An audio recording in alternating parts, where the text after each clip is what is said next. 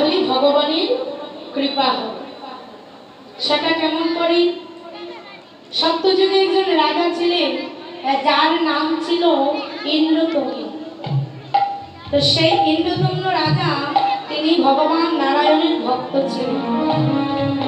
তিনি একদিন ভগবানের পূজা করছে, সেই সময় অগস্ত্য ঋষি তার দ্বারের সম্মুখে এসে যেখানে পূজা করছে সেখানে দাঁড়িয়ে আজকে বলছে, ভিক্ষাং দেহি, ভিক্ষাং দেহি, ভিক্ষাং দেহি।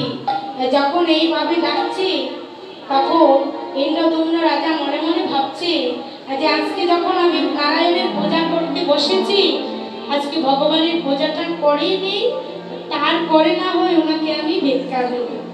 এবার কি করেছে, ইন্দ্রদম্ন রাজা বসে ভগবানের পূজা করছে।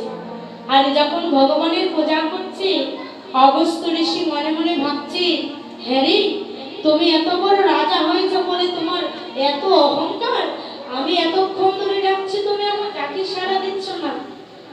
তিনি কি করলেন, অভিশাপ করলেন। অভিশাপ কি? বলে তুমি যখন এইভাবে পশুর মতো আচরণ করলে, আমি তোমায় অভিশাপ দিলাম, তুমি এই মুহূর্তে একটা পশুতে পরিণত হবে। তাই তিনি কি করলেন, অভিশাপের সাথে সাথে ইন্দ্রতম্য রাজা একজন হাতিতে পরিণত হলেন। একজন হাতিতে পরিণত হয়ে তিনি আবার ওই অগস্ত্য ঋষির চরণ ধরে কাঁদছে, বলছে, হে মনিব, তুমি যদি আমার এই অভিশাপই দিলে, তাহলে বলো আমি কি করলে এই অভিশাপ থেকে আমি মুক্তি পাব? বলছেন, শোনো, তোমার যখন ভগবানের চরণের সেবা দেওয়ার এত মতি গতি, তোমার ওই স্বভাবেই তোমাকে একদিন উদ্ধার করবে। তিনি কি করলেন, চলে গেলেন জঙ্গলে। আর জঙ্গলে হাতিদের সাথে মা ঘুরে বেড়ায়। কিন্তু ইন্দ্রদম্ন রাজা তিনি মনে মনে জানেন কিভাবে কি হলো, তিনি কিভাবে ইন্দ্রতম্ন থেকে আবার হাতিতে পরিণত হলেন। তাই তিনি কি করলেন, বনের মধ্যে একদিন তারা নদী পার হবে, সকল হাতিরা মিলে নদী পার হবে। কেমন করে? হঠাৎ করে চেয়ে দেখছে নদীর পাড়ে একটা কুমির লম্বা হয়ে পড়েছে। এখন সেই কুমিরকে দেখতে পেয়ে সকল হাতিরা তারা মনে মনে ভাবছে যে এই কুমিরটাকে কিভাবে সরাবো, এটাকে তো সরাতে গেলে আমাদের কামড় দিয়ে ধরবে। তাই তারা কি করছে, তারা একজন আরেকজনকে ডেকে ডেকে বলছে যে আমরা ওই কুমিরটাকেও সরাতে পারবো না, এক কাজ করি, আমরা ওই নদীর পাড়েও যাব। সকল হাতিরা ফিরে আসছে। এবার ইন্দ্রদম্ন যে হাতি, যে রাজা, তিনি হাতি হয়ে আছে, তিনি বলছেন, কি ব্যাপার, তোমরা নদীর পাড়ে গিয়ে আবার চলে আসলে? বলে, আমরা নদীর পাড়ে গিয়ে দেখি একটা কুমির, মস্ত বড় কুমির একটা লম্বা হয়ে শুয়ে আছে, আর সেই ভয়ে আমরা চলে এসেছি। আবার তিনি বলছি, আচ্ছা শোনো, তোমরা ভয় পেয়ে ছুটে আসলে কেন? তোমরা তো একবার জিজ্ঞেস করতে পারতে যে তুমি এইভাবে শুয়ে আছো কেন? এবার ইন্দ্রতম্ন রাজা তিনি গিয়ে ওই কুমিরটাকে ডেকে ডেকে বলছে, আচ্ছা ও কুমির ভাই, তুমি এইভাবে লম্বা হয়ে শুয়ে আছো কেন? তোমার জন্য সবাই নদীর ওপারে যেতে পারছেন। এবার কুমিরটা ডেকে ডেকে বলছে, শোনো, তুমি যখন আমায় ভাই বলে ডাকলি, তাহলে তুমি হচ্ছে আমার দাদা। তুমি এক কাজ করো, আমি তো ভাই নদীর ওপারে যেতে চাই, কিন্তু আমি যেতে পারছি না। কেন? বলে, আজকে আমার শরীরটা মস্ত বড় খারাপ লাগছে, এখন আমি যেতে পারছি না, শরীরটা নিয়ে আমি হাঁটতে পারছি না। ও তাই নাকি? আচ্ছা দাদা, তুমি যখন আমায় ভাই বলে ডেকেছো, তুমি কি আমাকে নদী পার করে দিতে পারবে?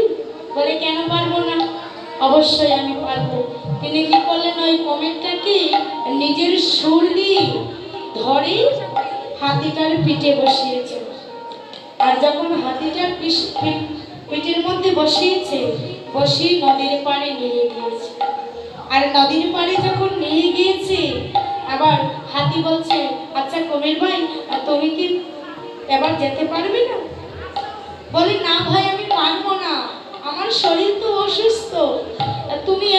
করো, আমায় একটু হাঁটু জলে নামিয়ে দিয়ে এসো। এবার সেই হাতিটা কি করেছে, হাঁটু জলে নেমেছে। হাঁটু জলে যখন নেমেছি, বলছে ভাই এবার কি পারবি? বলে না না, এবারও পারবো না, একটু কোমরে জলে নাও। আবার কোমর পর্যন্ত জলে নেমেছে।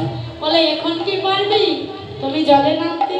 বলে না ভাই না, এখনো নামতে পারবো না। তাহলে কি করব? বলে তুমি একটু গলা অব্দি নাও। আবার যেই গলা অব্দি নেমেছে না, কুমিরটা জলের মধ্যে ঝাঁপে দিই, সঙ্গে সঙ্গে ওই হাতির চরণে কামড় দিয়ে দিয়েছে। যখন কামড় দিয়ে ধরেছে, হাতিটা চিৎকার করে ডাকছে, প্রভু তুমি আমায় রক্ষা করো।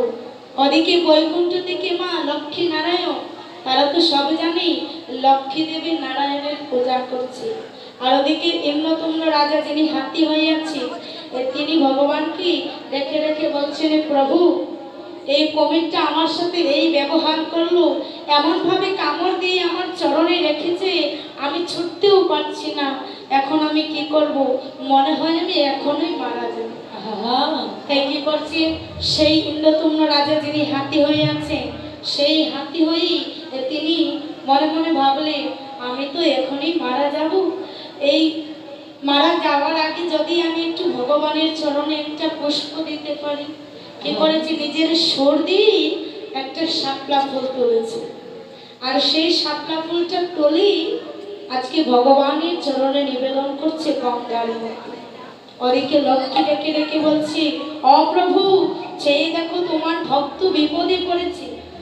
নারায়ণ বলছি, লক্ষ্মী আমি তো আমার ভক্তকে সর্বদা রক্ষা করি।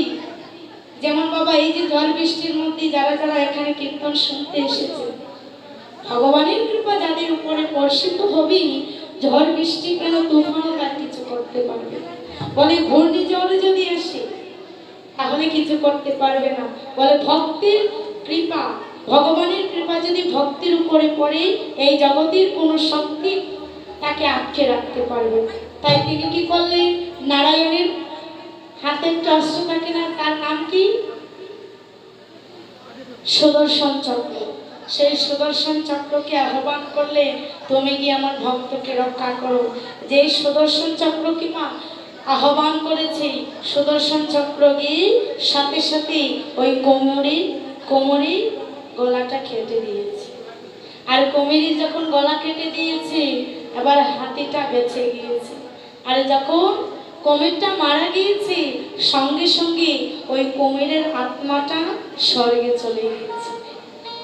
এবার লক্ষ্মী বলছে, প্রভু তোমার বিচার আমি বুঝলাম।